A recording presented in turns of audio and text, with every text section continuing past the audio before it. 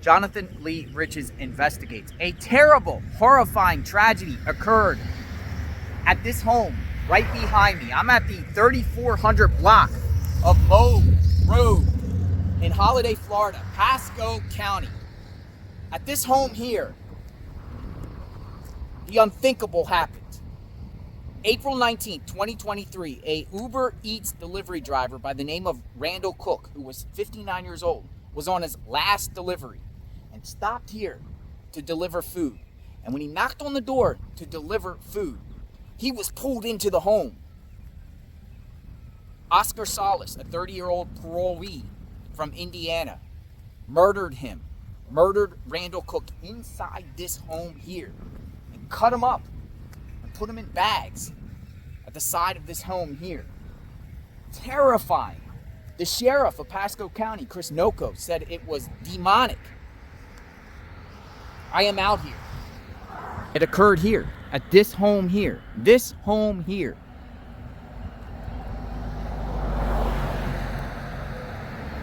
They say Oscar Solis was on parole in Indiana for burglary and other charges and kind of skipped out on parole and relocated here. There were some roommates in the home. This incident had occurred around a little after 6:45 p.m. on the 19th of April. And Randall Cooke even texted his family saying that this was going to be his last delivery. And about 7:15 p.m., family never heard from him again. Randall Cooke's car was found a little bit farther away, his vehicle. How could this happen? How could this have happened?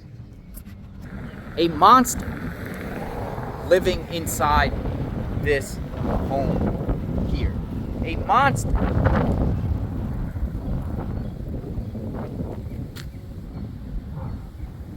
going to share with you the press conference that Sheriff Noko shared about specific details about this case. It's worth listening to. You got to understand what exists out there. It's horrifying to hear, but check this out right here. To the detectives, to the forensics unit, the ME, everybody who was involved in this investigation, I want to thank them personally because it was a horrible scene for them out there for several days. It was tough. And for the neighborhood that had to have, with us being out there, I know it's a lot on you too. So I just want to get that out there because these are just a gruesome case and this is horrible. And I'll get a little into it further, but it's just one of those things you can never answer the why. And that's what I feel horrible for the family for. So our victim was an Uber Eats and DoorDash driver. I mean, you watch the video, he was a guy just like everybody else, just trying to make a living for his family. And on April 19th at 2:30 p.m., he had dropped his wife off and he started doing his deliveries. His wife and him were communicating via text. At around 6:43, she sent him a text. He responds back and says, yeah, this is basically my last one. I'll be home soon. And he was right around the corner from their house.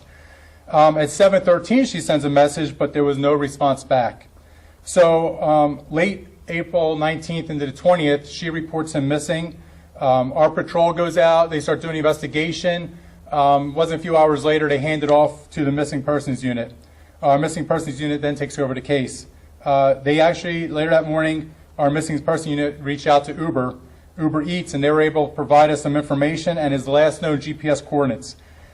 We posted this information on our social media, hospitals, fire rescue, FHP, databases. We kept reaching out to find out, could he just been missing? Did something happen? That was he in a crash? So we're just trying to figure those things out. The GPS showed that he had gone, his last known location was 3438 Moog Road, which is down Holiday. Detectives went to the house, walked around it. There was nothing really suspicious on out there. Nobody answered the door. And so there's actually a body of water across the street. They looked over there to see if maybe something happened. There was no evidence of anything going on. But we kept following up on leads. On April 21st, we actually go back to the house at 3438 Moog Road. At that time, we were able to make contact with the roommate of the suspect. The roommate was able to provide us video, and you can actually see the victim walking up to the house to deliver food, but the video cuts off at that point. You can also see that, that was around 6:45 when the video cuts off, or 6:55, right there when he was walking up to that house. You actually see on the video that the following day, so that was the 19th when he delivered the food. You actually see on the following day, on the 20th, the suspect, Oscar Solis, was carrying trash bags with another individual, and you can see them carrying these trash bags around the side of the house. So our detectives did the right thing. They asked for permission to go through the trash bags, to go into trash bags. There was several of them. And unfortunately, what we found inside of some of those trash bags was human remains. So at that point, we held the scene as a crime scene. We were waiting for Emmy, the medical examiner, to come out. Forensics came out. But we were also able to make an arrest on Oscar Solis. He was arrested at that point for failure to register in Pasco County as a felon and violation of parole. He had been in parole in Indiana. He had just moved down to Florida back in January. And so you'll hear his background as a very violent individual. But we were able to make an arrest for those charges immediately. And so we knew at that point there was no public threat out there as to what happened. But for us, and this is what takes so long. And I wish we were like those TV shows where we can solve everything in an hour. We can't. Our job at that point, first and foremost, is to make sure that there's no more public threat. We took care of that. Our second issue at that point was we had to identify the victim, and so the following day we were able to do that. But the other part too is we have to build a case. Because I know for many people, everybody wants things done immediately. I just want a solution. I want this done absolutely like within seconds, because we're used to that with Google. But the problem is it doesn't work that way in the real world with cases. And if we as a sheriff's office don't do everything we can from a forensic standpoint, from an investigative standpoint, hand it off to the state attorney's office, and they're not able to bring justice to the family, then we failed through the pipeline. So we can't fail. We have to do everything. And if it may be slow, it's slow, but it's going to be done right.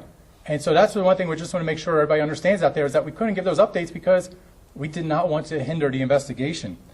After we were able to identify the victim and notify the family and have victim advocates out there, we were kept through the process. And then last evening, on April 24th, we arrested Oscar Solis for felony murder in conjunction with a robbery because we were able to find the victim's wedding ring and car keys in another room in the house outside from where we believe the homicide occurred.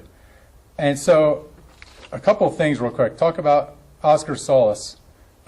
This guy's he's affiliated with MS-13 from Indiana. As I said, he just came down here from Indiana like a month or two ago, 2 months or 3 months ago in January. His charges before, he had been battery, burglary, possession of stolen auto parts, drugs, resisting law enforcement, other burglary charges, home detention placement, burglary, battery on detention staff. He supposedly stabbed somebody several times while he was in prison in Indiana. So you're talking about a very violent individual that Indiana released and sent down to Florida. He came down to Florida. They released him on parole. And so unfortunately, now we have a hardworking guy, a loving husband, who's no longer with us because this violent individual killed him. Our call for action we're asking right now is that there are several pictures. These individuals, and I'll tell you, if you're one of those individuals or you're the parent or guardian of one of these kids, it looks like they're young adults, they're not in trouble. We just need to know who they are. Can they come forward information? They were actually in the house about an hour before the homicide occurred. So if anybody has any information, please come forward. As I said, you're not in trouble.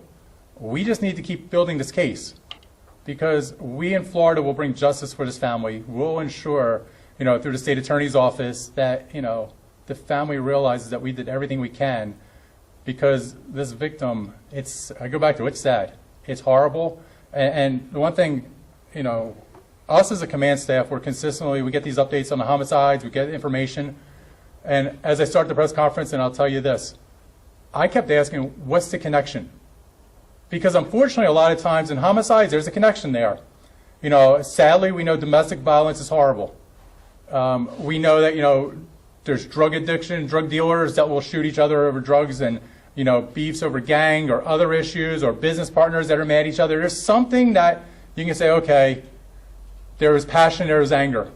This was absolutely a horrific crime of passion. This person, you always say the word evil, but this is demonic. This individual what he did was demonic. But at the same time, we couldn't answer the question why.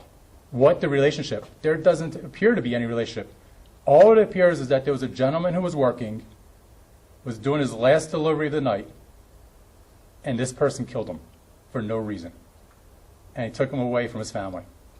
So please, if there's anybody out there, any other information, please provide it to us, get it to us. We're building up this case, we're working with the state attorney's office, but we're going to ensure that in Florida there will be justice. So with that being said, any questions? Those kids, do the roommate know who they are at all? I'm not sure. I'll let one of the detectives, if you guys know if they... It's Roger Middleton, Middleton. I'm a detective in the Major Crimes Unit. The roommate does not know any of the children, but says there's several children that come in and out of the home often.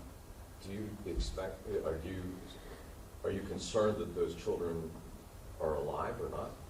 There's no indication anything other than they just were visiting the home. And the guy, he just moved here, so does he have any family here, the suspect at all? His father lives locally, and we've been in contact with him. Were he the suspect and the homeowner the only two that lived in that home, or do they rent, or who would those kids be visiting? It's unclear. It's where we're wanting to locate them and speak with them. But is the homeowner, is he the homeowner, or are they both renters? The home is rental. So are there any potential charges against the roommate or any other individual who may have known anything or participated in this? Well, that's we're going to keep building the case, but this is spirit. Anything in the detectives found out that anybody knew anything, even the other individual who's taking the trash bags out, just somebody who the father had sent over to help him. You know, the father had somebody that would go over to drive him places, would take him places. So that was a person, just somebody who's like, hey, I'll help you move the trash. The roommate actually made a comment to the detective saying, I was surprised the guy actually took trash out. Like, guy finally did something. The other information is that the suspect may be a gamer. So maybe that's why these other kids are over there. They're hanging out at the video games, not sure. But these are other things. This is why we need to figure out some of the information. He was, how old was he? 30? 30 years of age. And we don't know how old these kids are, we don't know who they are. They could be 18, they could be adults, they could be minor. That's what we don't know. Is there any relationship between the two roommates as to why this guy comes from Indiana and ends up in that house? So the house is leased to the roommate and this gentleman's father. And when he came down from Indiana, his father moved out and allowed Oscar to move in. And the roommate, he wasn't home at the time of any of this. Did he say where he was at, or? He was not home, and it was corroborated. Are you guys aware of any MS-13 activity that this man was affiliated with other members of MS-13 in the area? I don't think. Yeah, nothing? No. And with him not having registered himself as a felon, what are the procedures in place to catch people that aren't registering themselves when they move states? So that you can register with the Department of Corrections in the state of Florida, but you also have to register as a felon within the county. So he was not registered in the county as a felon. Correct, but what's the policy in place to, follow up that people are adhering to the law in that regard? So it's a difficult thing. People, we're a big state, we're a large state. People can register with DOC, but we don't know if they're in the county. So it's a very difficult task, and it's one of those things that it could be through a traffic stop. It could be through, an arrest like this, interaction like this. That's when we find out the data register. Like a crime has to be committed before unless he's registered. Or an interaction. He could have went missing. And when we found him, we looked him up and said, oh, he failed to register in Florida. What's it been like working with Uber Eats and different delivery companies like this? We've seen a lot of violent incidents happening to delivery drivers, and how are those relationships? So when the sergeant was able to notify his liaison with Uber Eats, they were very quick to give us the information. I'd say it could have been Uber Eats, it could have been DoorDash, it could have been any delivery. I don't think this guy cared. This guy is supposedly, from the information I got, I said a lot of this information is so preliminary. The father ordered food for the son. He could have ordered anybody. The father had no idea what his son was planning. He's not involved in that anyway. I feel bad for the dad. It seemed like indications that the dad was just, he had a son that he was basically helping throughout the way. And the information is he just ordered food. And so that could have been, I don't want to go through every company because then they'll get all upset, but it could have been any company out there that he could have been delivery for. and that would have been the person. But that's what I said, this is just a random person. It could have been anybody. It could have been a member of religious faith that was knocking on doors, and this person just yanked them in and killed them. Sheriff, Do we you know mentioned that that's that, what you happened? mentioned that you didn't want to go into the graphic details of this, and I understand that. Yeah. But how could the roommate not know that something had occurred that was that bad inside? I'll let- Not much want to speak on it, still Yeah. ongoing, but he wasn't home at the time, and when he came home, it was night, and then the detectives were out the next day, and he had actually been with his family away from the home until we made contact with him. How's the victim's family doing right now? I know our victim advocate's been working with them. I don't know exactly. I can only imagine. I can't imagine. Let's put it that way. I can't imagine what they're going through. The heartache, the heartbreak, the fact that, she's texting him, she's nervous. And honestly, you're talking about caring. I mean, she kept texting him, and then she notified immediately, hey, what's going on? Where's the, I mean, she did everything she could. Evil just came. I mean, this person was just demonic in what he did. And you feel horrible for that wife. And just pray for him. Most of these delivery services, ring the doorbell and leave it at the door. Is there any indication as to why there was an interaction between the two, and did he forcibly bring them into the home? So the camera shuts off. So that's the sad part, is that when you watch the video and the detectives, it says part of the investigation, but when you watch that video, he's literally standing there just waiting, and he probably was thinking to himself, am I at the right house? Because nobody was answering. But then the camera goes off. And we don't have the video of him getting taken inside. Why does the camera go off? It's part of the investigation.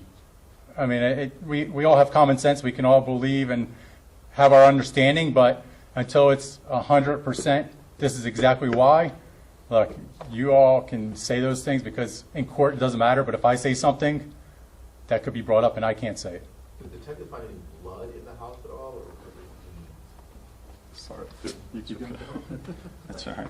There was a substantial amount of evidence inside, but it's still being wrapped up and completed. Speaking of evidence, when you guys said you went out there, one of the times you also looked at a body of water, like a pond or something. Did you find anything in there? They were out the day prior on the 20th, just to look as far as the missing person investigation, just based on the GPS location of the victim. For sure, but did you find anything in No. the water? You did not find anything. Not that day, the 20th. There's also I think rumors that she's possibly a part of a gang initiation. There's nothing evidence that will lead to that, but the question about the body of water, I'll go back to that. So basically what they were looking for was tire marks, something that would have shown that somebody entered the water. A lot of times with missing persons calls, we have to, anytime there's a body of water, you constantly are looking, whether it's a person with dementia, a child, somebody suicidal, you always are looking around if there are any signs. So until there's actually evidence to say, okay, further, then we really send people in that water to start searching. But there was zero evidence of anything that What somebody was about in. the victim's car? Was he there at the property? Who? The victim's car?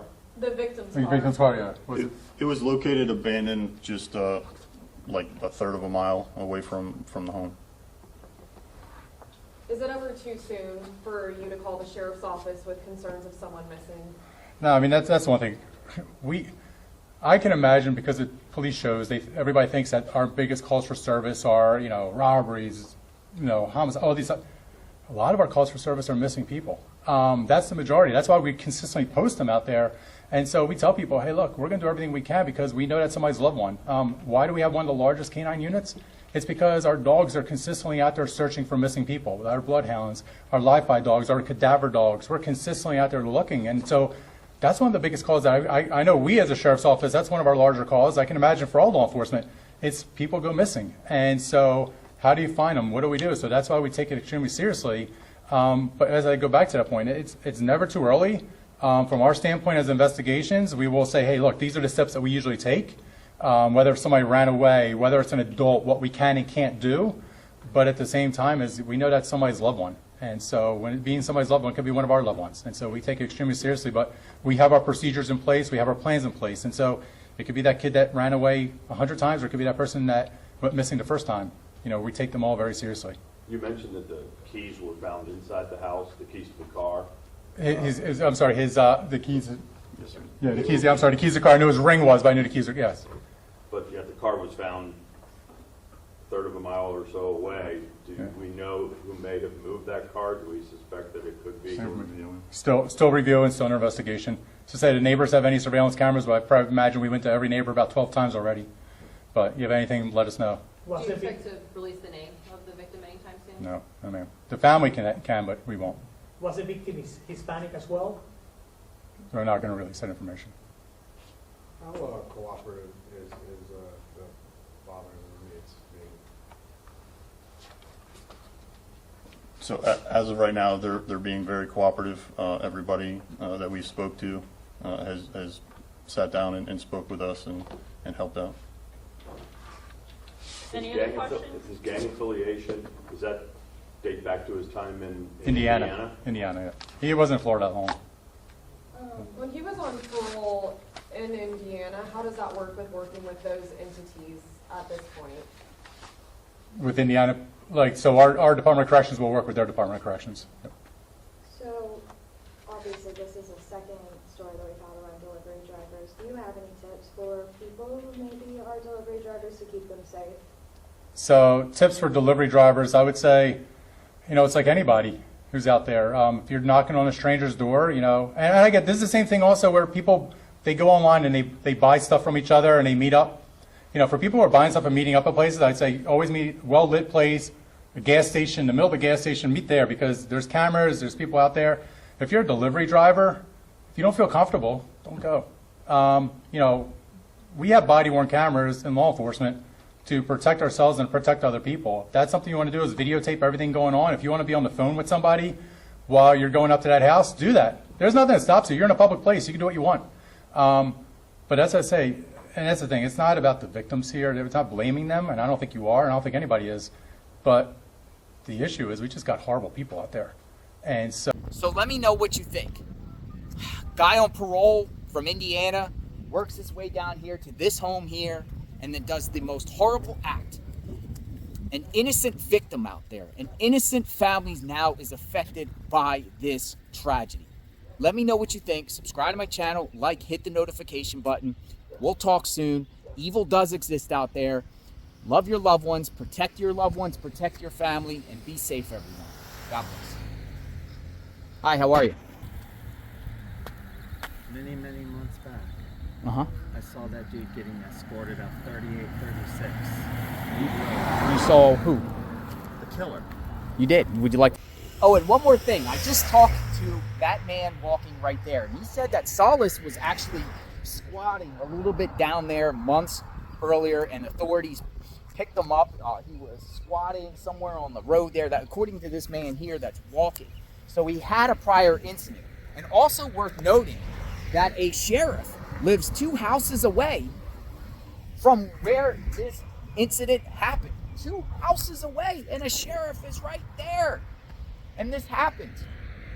Sad. Sheriff right there, I'm told, a sheriff deputy, not a sheriff, but a sheriff deputy. Boom. House right there. Sheriff deputy there. It's fine that this exists out there. Sheriff's deputy lives right 2 houses down from where a Uber Eats driver was pulled into the home, and he's never going to be able to go home again, and his whole family wants answers. And I saw the press conference from his family. Like, they're shocked, and I would be too. No connection whatsoever between the killer and the victim, and he just did it. Was it robbery was the motive? Robbery?